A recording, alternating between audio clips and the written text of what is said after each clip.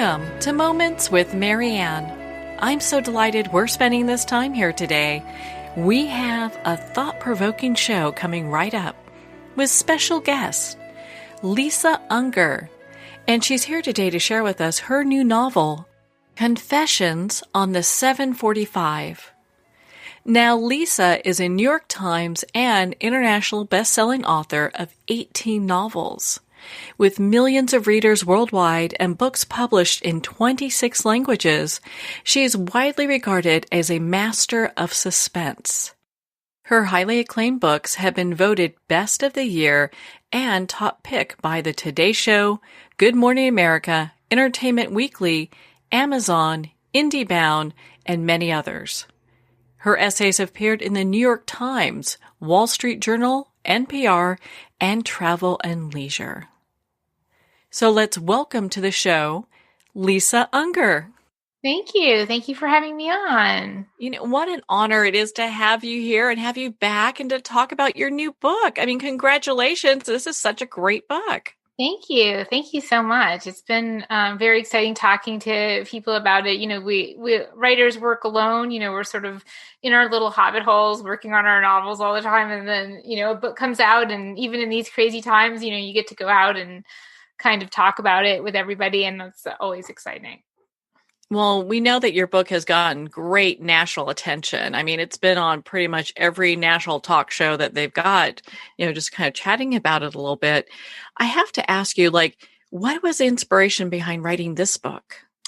Well, you know, there's always a germ. There's always like something that kind of sparks an obsession, you know, so I start, you know, thinking about something and doing a lot of research. And so in this case, it was an idea that I had kind of kicking around in my head for a while. I'm not even sure where I heard it, but it was the idea that you can't con an honest man.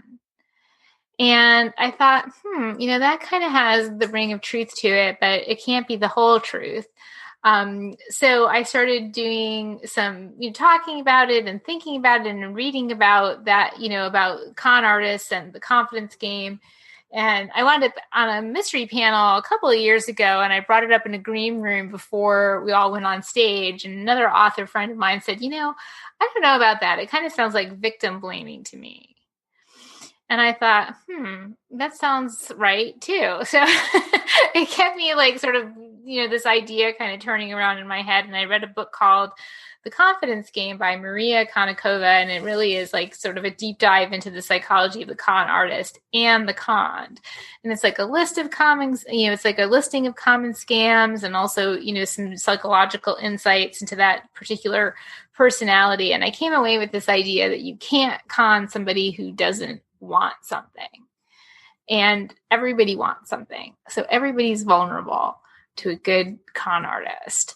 And that was sort of the seed for the story. And it led me to hearing the voices of Selena and Pearl. And those were the two main voices that drove me through this narrative.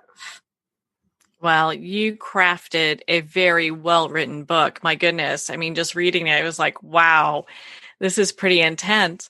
So why don't you share a little bit about it with our listeners? We're not going to do any spoilers, but just a little bit about it. Yeah. So when we first start Confessions, we meet Selena Murphy, and she's a young mom. She's had a terrible day. She's had a truly awful day. And she's, you know, a mom who works in the city and commutes home to her home in the suburbs. And she's, you know, running late. She misses her first train. She catches her next train. And of course, because it is like this terrible, awful day, the train just stalls. It dies on the tracks and she's stuck. She finds herself sitting next to a beautiful stranger. And this stranger strikes up a conversation with a confession. And so maybe it's the horrible day she's had, or maybe it's the drink that she shouldn't have had, or maybe it's the dark of the train. But this confession leads Selena to share a dark secret of her own. And then the train comes back to life, and it's headed back into, you know, the real world. And Selena's embarrassed. You know, she thinks, oh my goodness, why would I ever share this dark part of myself with a total stranger? And she hopes that she's never going to see this stranger ever again. But of course, she will. And that is pretty Mm-mm-mm. much the setup for. It's a great setup. I mean, as it goes into more into the book, and that is a perfect way of just kind of talking about it, because there's a lot that happened and you're like, wait a minute. And it's interesting because, when people do get together and they're kind of stuck, sometimes people will share things about themselves that they're thinking, oh, I'll never see this person again. Right. And that was another kind of thing that I have been interested in this for a long time. And it's a theme that kind of comes up again and again in the work. It's like this idea of the liminal space, the space between things, so especially when like you're traveling, it seems like you're not the person you were when you left the place you left, and you're not the person that you will be when you arrive where you're going. And so there's this like special space in between those two selves, right? And, and a lot of times when you're in those spaces, you meet another person, and it's just maybe it seems like just a chance encounter, but everything in that other person's life and everything in your life led you both to be in the exact same moment at the same time. And it seems like there's a lot of energy there, a lot of possibility there. So especially for a fiction writer. So that's definitely a space that I like to explore. So why did you choose a train to have this all happen on? I don't know. I don't know that there was a choice necessarily. For me, everything flows from character, right? Like, so I have this idea, I have this kind of thought, this obsession that I'm involved in. I'm doing all kinds of research. And then like, I think if it connects with something deeper kind of going on within me, I start to hear a voice or voices, and then I follow those voices through the story. So all plot flows from character. And this just happened to be Selena's journey. She is just a working mom, and she finds herself on her commuter train home, which I think is a pretty common, it's a pretty common way to get about your life. Or it used to be once upon a time when any of us were actually going to a job. And so that just kind of flowed from the character and her life and what her life is. And, it was also like sort of loosely inspired by, one of my favorite novels, which is Strangers on a Train by Patricia Highsmith. Most people know it, of course, is the Alfred Hitchcock film. But I kind of love that. I mean, I always love the idea of the train as well, because it's like, it's such almost like an old fashioned way of traveling. Like there's so many like, faster ways to get places, but like the train is just kind of this like staid and reliable way to get from point A to point B. So that was another, factor that probably was part of the inspiration for the train. Well, it's easy to see why your book is in the thriller section, because it has a lot of twists and turns, and people will be really amazed. And I think it's such a great book right now for people kind of snuggle in. A lot of us aren't really doing things for Halloween and spending time, but regardless what time of year it is, it's a great book to snuggle in and just kind of read and get lost in.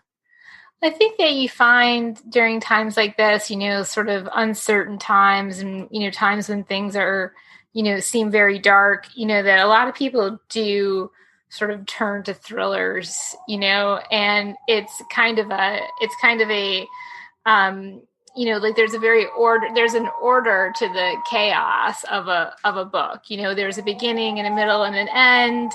And, you can always count on some kind of justice being served, but that is, not true in the real world. So I think a lot of times people turn to thrillers to kind of, order the chaos that they perceive in the universe. Well, it sounds like you have some thriller activity going on in the background there too. Yeah, my dog. That's my Labradoodle, Jack. He's howling because he hears a siren. So he's adding to the mystique of the discussion here. It's like, hey, we're talking about thrillers, and there we go. Right. He's going to add like a ghostly howl to my interview. He has been a very big presence in all of my interviews. He's either on camera or making a nuisance out of himself by like barking and howling and he just wants to be known, He could have planned that more perfect. He I really could have planned it know. more perfect. I tried to get through it. I tried to talk through it, but it just, sometimes you have to just, if this is the way of it these days, right? Well, hey, I think it adds a little mystery to it all, it's kind of Definitely, cool, definitely. and, to kind of get into your right, because I mean, we've talked before, your books are just amazing. When you were doing the research for this book, how long do you feel that it took you just from when you kind of got that seed, like, I'm kind of curious about all this, to, handing it off to your publisher? Oh yeah, I mean, I feel like the research is, for me, research is kind of an ongoing enterprise. There's never sort of I don't feel like there's a moment where it begins and where it ends. I'm kind of an information junkie. So I'm always taking in as much knowledge as I can, whether it's from nonfiction reading or documentaries, everything from like nature shows to medical shows, psychology texts. So I'm always taking information in all the time. So this was sort of, it feels to me kind of like, I had that idea about, you can't con an honest man. And it probably led me to reading a bunch of different things and watching some TED Talks and, finding other books, not just about the con game, but also about lying. I read a book called Lie Spotting, which talked about, like sort of the physical tells that liars often display. And so there was like a swath of research that's kind of ongoing. And it's usually, maybe a couple of weeks of just being really intensely interested in something before I start feeling like maybe there's a novel there. And then it generally takes me about 9 to 12 months to write a first draft. And then from there, there's another year between the time I turn it in, the editorial process, proofreading, pre-marketing and all that. There's another year before it hits the shelves. So essentially, from inception to, the book being on the shelves, it's really about a 2-year process. Oh my goodness, that's such a long time. And then to have it released right now where everyone's kind of huddled up, Yeah, exactly. what a perfect time, Yeah. Definitely, it's a good book to kind of escape into right now, I think.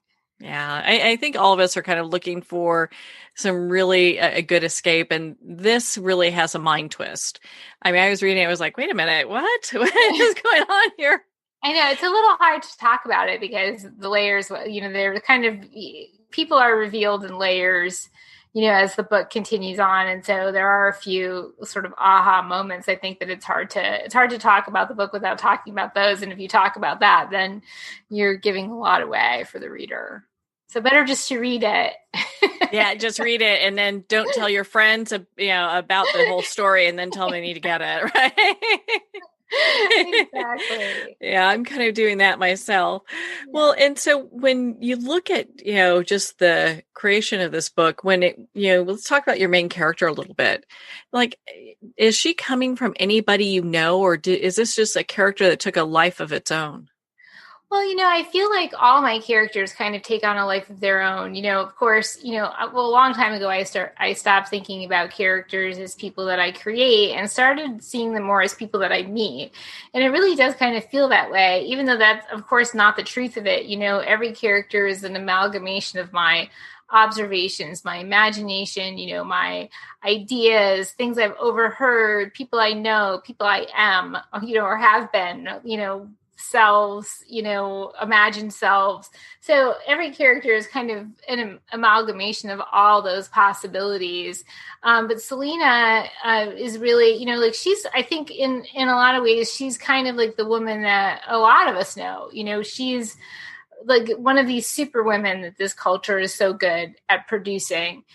She's got it all. She's got a great marriage, or so it seems, beautiful children, a big job in the city, a beautiful home in the suburbs. And she actually does kind of think of herself as being Instagrammable.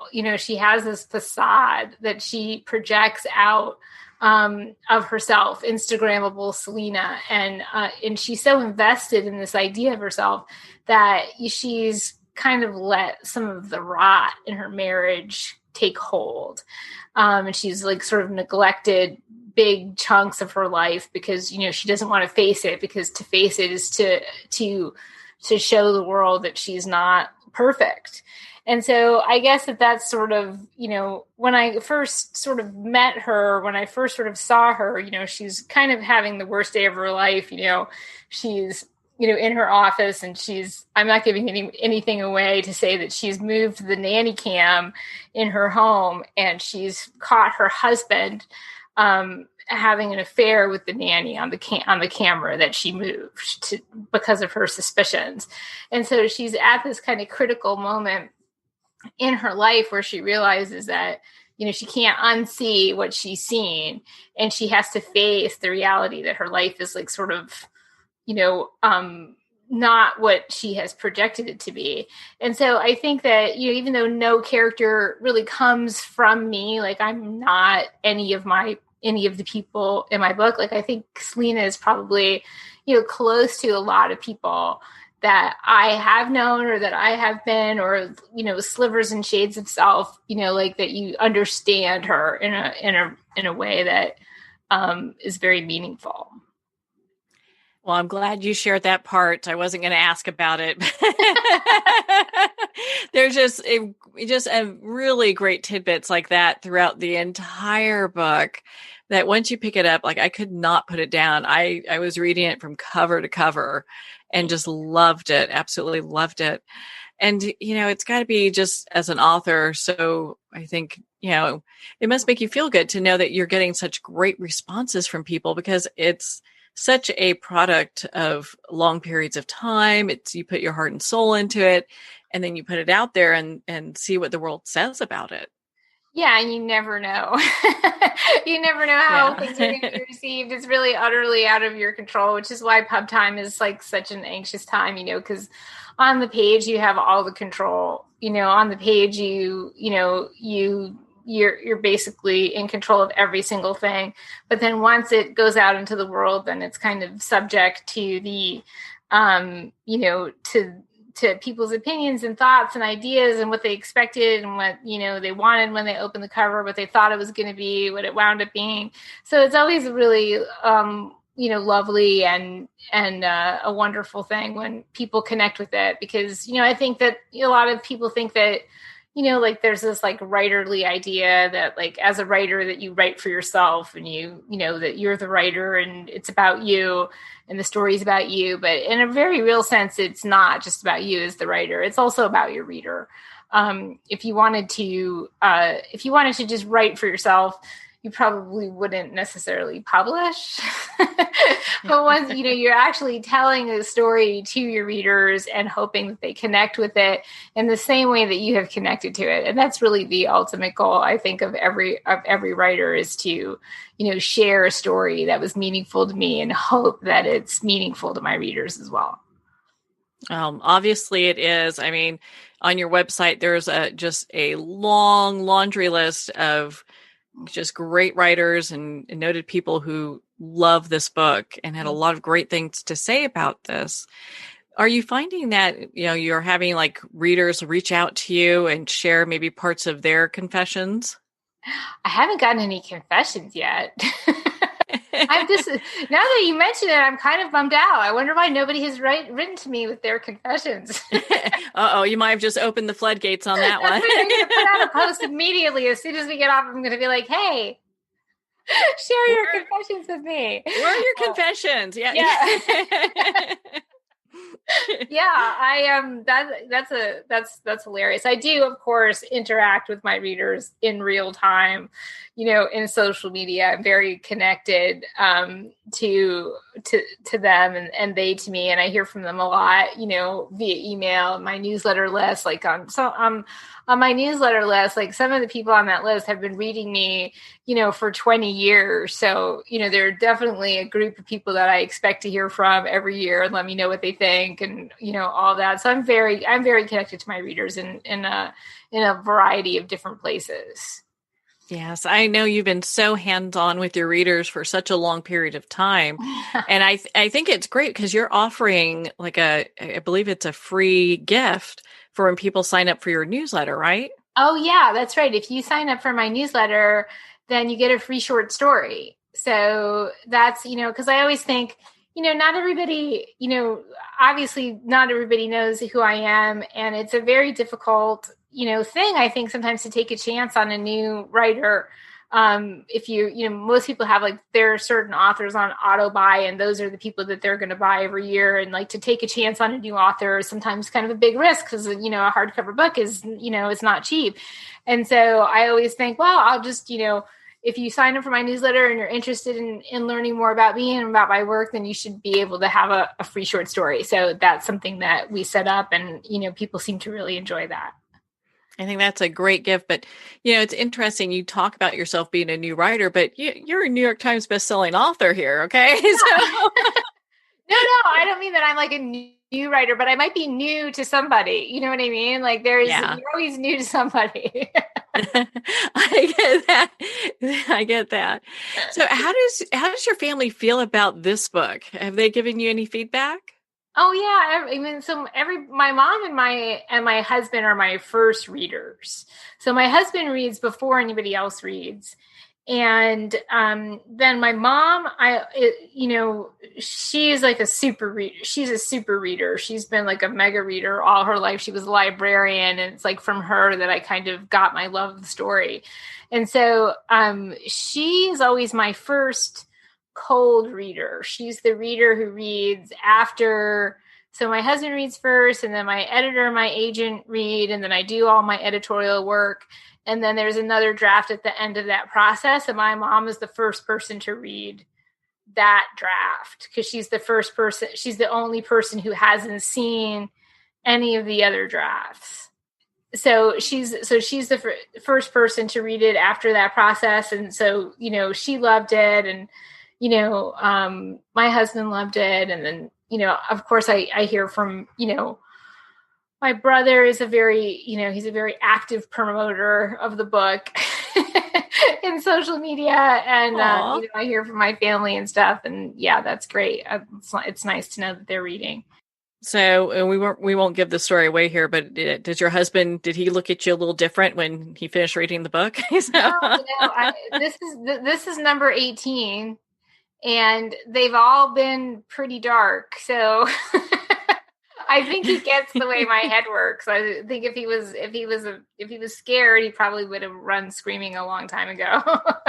Well, then he wouldn't be the perfect fit for you that he is right now. So, Exactly. A lot to be said about that. But how great is that to have such an inclusive family that they're reading your work and giving you feedback, and your husband's just there supporting you all the way. Yeah. It's really kind of a great thing. Over the years, my husband has, we call him the guy in the chair. He does all the like technical, like sort of back end stuff for like social media. Like I'll do all the I do all the content, but he does all the posting, and he does a lot of the, sort of the business end of things. And it's over the years, we've just come to think of it as, like a family business. And that's been, I guess we're looking at about 14 years now that he's been sort of full-time doing that. And, so far so good. It sounds like you have the perfect help, right? Yes, it's never perfect to work with your husband, but it's as perfect as it can be. Oh my goodness. That is so, well, I just love how that all comes together, and, the discussions we've had about your other books, which are all very just fabulous as well. If you had any advice for any like new author, what would you give them?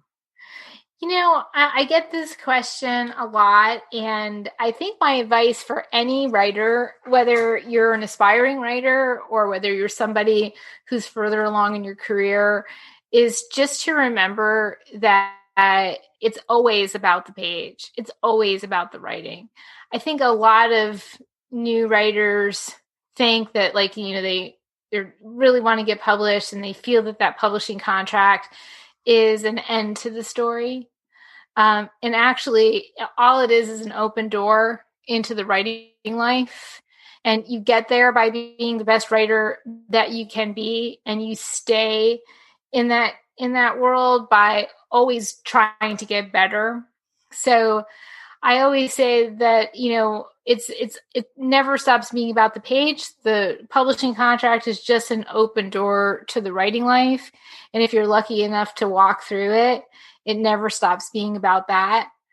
And also just a little bit of a word of encouragement that, if you look ahead to other authors, people who are working published writers, bestsellers, award winners, all of those people, anybody to whom you aspire to be like, it's important to remember that at one point, that person was sitting in a room working on a manuscript that he or she wasn't sure was good enough.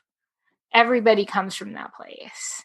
And so I think it's important to just kind of stay micro, stay focused on getting better every day at your writing, and just remembering that it never stops being about the page. My goodness, what great advice that is. And, especially coming from you, because you've been so well noted for your books. I think our listeners and our writers really appreciate hearing that kind of feedback from you. So Lisa, my goodness, where can our listeners connect with you and learn more about your books and be part of your community? Yeah, so the best place to, learn about me and join the newsletter is at lisaunger.com. So everything you ever wanted or never even knew you wanted to know about me and all my books is listed there. I also interact in real time on Facebook at authorlisaunger.com, on Twitter at lisaunger.com, and on Instagram at LAUnger. And just at LA Unger, and that's it. That's all of the different places where you can find me. Well, Lisa, thank you so much for taking the time to be on the show with us here today. Thanks for having me, Marianne. Well, thank you, Lisa. It has been such an honor to spend this time with you and to talk about your new novel, Confessions on the 745. And what a perfect book to read this weekend. Again, if you'd like to connect with Lisa, you can at lisaunger.com for more information. Her book, Confessions on the 745, is available at Amazon, Barnes & Noble, and all indie retailers. And if you don't see it on the shelf, ask for them to order it. And of course, it's available on Kindle. Well, we're at the end of our time today. I would like to thank everyone for tuning in. You're listening to Moments with Marianne. And remember, make every moment count.